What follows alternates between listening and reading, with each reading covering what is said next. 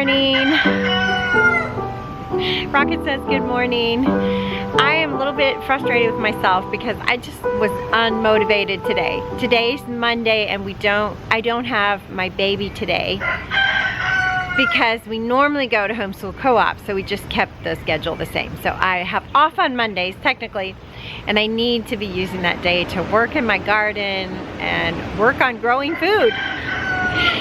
So I usually take a small step in the morning, and then I take a small step in the evening. And one of the reasons I do that out in the garden is because if you're a little bit late up, if you're unmotivated, you lose that good, cloudy, non-intense sun time. I'm in my backyard now. It's always pretty shady in my backyard, but in my front yard, it's a different matter. We have a few clouds left, but they're gonna burn off quickly, sooner rather than later. So I need to get out there. But I wanted to ask you guys, what do you do when you have the day wide open and you're just not motivated? What do you think about? What do you do? Couple of things that I do is I've learned that don't wait for the feeling to act, to force yourself to get up and act, and then the feelings will follow. So that means get out my garden, start doing my first step, just force myself, get out there, and then I'll see stuff that needs to be done and I'll kind of get in the groove and I'll get excited about it and I'll start doing it. But I did not do that this morning.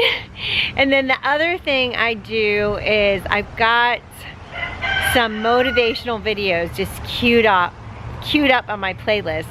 A long time ago, the Lord said, use this phone or YouTube, what can be a weapon, what can be a tool of Satan, the phone that can suck you in and take your time, use it to your advantage. So I got lots of motivational videos queued up so I can just go to one and just play it when I don't feel motivated. So that's what I did this morning.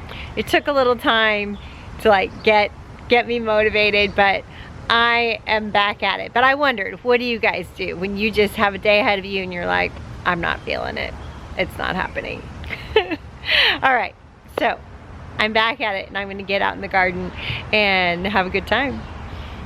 Join me. And look what's here to greet me. Yeah, my beautiful tomatoes, lots of them. Yum. Okay, I gotta gather these up. We had a busy weekend, so I didn't get out in the garden at all, which I usually do. We had a drum recital. I'll give you a little taste of that here.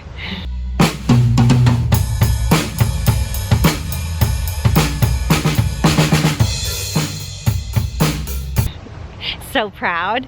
And then we went out searching for the bride-to-be. One of my sons is engaged, the catalyst is engaged to a beautiful young lady, and we went out searching for a dress. So that was really fun. I was excited to be included about that, and I wish I'd taken a couple of pictures for you guys. It was amazing and really fun. The dresses were beautiful on her. We had a good time. But anyway, so I didn't get out in the garden, so I have some harvesting to do. My favorite part.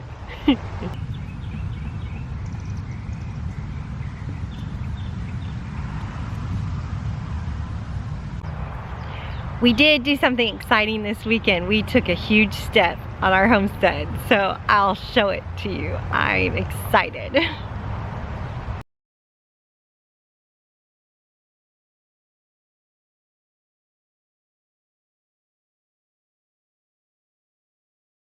We're going to untie it from the truck. We're going to slide it out like this, set it down, carry it in a ball over there, and then I'm going to get in the middle and we're going to work together to let it go. Okay? Okay. So we're going to push down on this side. Well, yeah. Because it's going to spring open.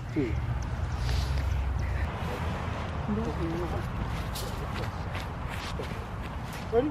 Yeah. Ready? 1, 2, 3. Oh, good idea. Woo!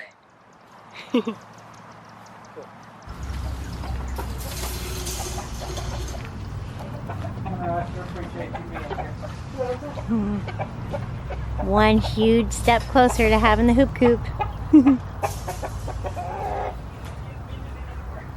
I better make sure my rooster leaves my farm helpers alone. Don't even think about it. He's fine. He's kind of intimidated by this new feature in their yard. Thank you so much, guys. Victory. We're gonna harvest some of these beets, turnips, and daikon radishes for roasting for dinner tonight. There's a nice sized beet.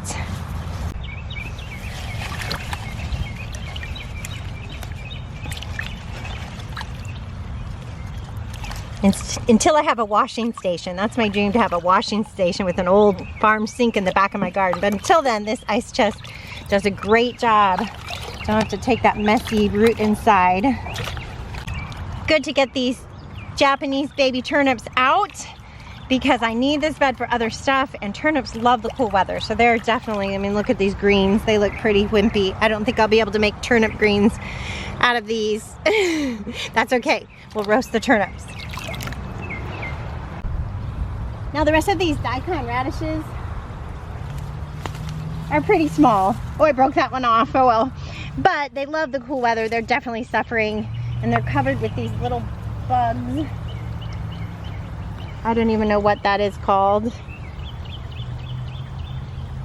you guys know what that's called, let me know. But anyway, covered with those, which they always attack cool season crops that are going into the heat. The cool season is over here in Dallas, Texas. So I'm gonna get these daikon radishes harvested and put something else here, like maybe squash or something. All right, let's do this.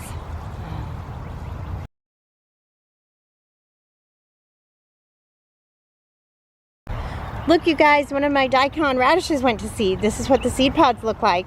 I've got plenty of daikon radish seeds, so I don't need to harvest, let these dry and harvest, but I could if I wanted to. Look, you guys, at what I got. A pressure canner.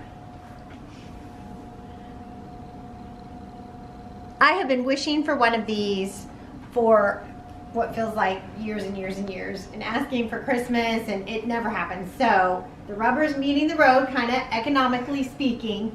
It was time. So I'm super excited. I kind of wanted an all-American canner, but those are expensive. Oh my, I get that it's an investment, but woo! Okay, so, and I also want to thank you guys because I have been making some money on my advertisements on my YouTube videos that you have been watching, and so it's really, you guys bought me this pressure canner. You can look at it that way. Thank you so much. I really appreciate it, and I am going to, the first thing I'm going to do is can my chicken broth with it. I'm super excited because I've got, well, it's never exciting to harvest roosters, but I've got 5 or 6 roosters, and they're going to make a great, yummy, rich broth, feet and all. And I'll do that with you guys, and then we're going to pressure can it up so I can keep it on my pantry shelf. Yes, because as the price of food goes higher, definitely need to have a good winter storage this year. When the garden is not pumping out stuff, we got to store it up. Okay, yeah, I'm so excited. I finally got it all chopped up, you guys. All those veggies, root veggies. I added some Brussels sprouts and some cauliflower. It's turning a little pink, but that's okay. It'll be delicious. I did greens with some bacon on the bottom there. Cooking these up to add those lovely veggies when they come out of the oven.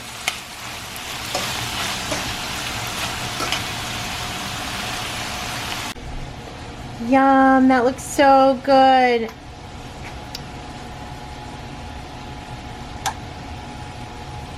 No, nice and tender. Good. Yes. My secret to roasting vegetables, you guys, is to do it on this broiler pan. And then I put 2 cups of water underneath. So they kind of steam, but they also roast those great flavors and brown up a little bit. Best of both worlds. That's my secret. And I got a rotisserie chicken to go with this. It'll be super good. You could also do sausage. That would be delish. I used beet greens from the beets and then that wonderful Swiss chard that's done so good in the garden. I mixed up some soil, you guys, from that bagged raised bed mix under the rabbit hutches, the bunny berries, and compost from my chicken yard. So I put it in a couple 5-gallon buckets. I'm gonna go put it on that bed that I harvested out of this morning, but I'm gonna save a lot here because tomorrow is potting up day. Potting some plants up.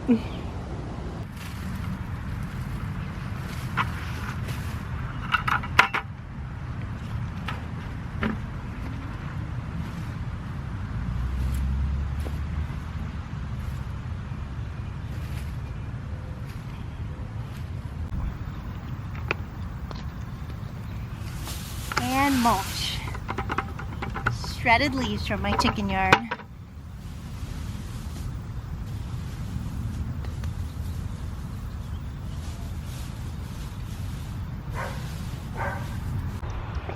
I'm supposed to be planting sweet potatoes tonight, but I got distracted by garden candy.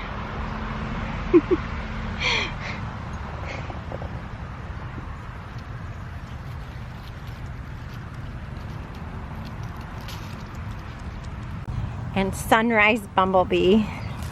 Isn't that a beautiful tomato, you guys? Baker Creek heirloom seeds. One of my favorites.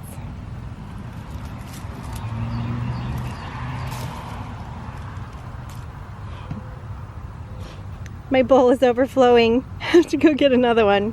That's a good problem to have. And this tomato plant came up all by itself. Just started here. And I'm not sure yet, but I bet you it's Porter improved. Just keeps coming up in my garden on its own, an heirloom tomato, so that is wonderful. It's not just the most miraculous tasting tomato, but it's good. Coming up by itself. It's a survivor. I love it.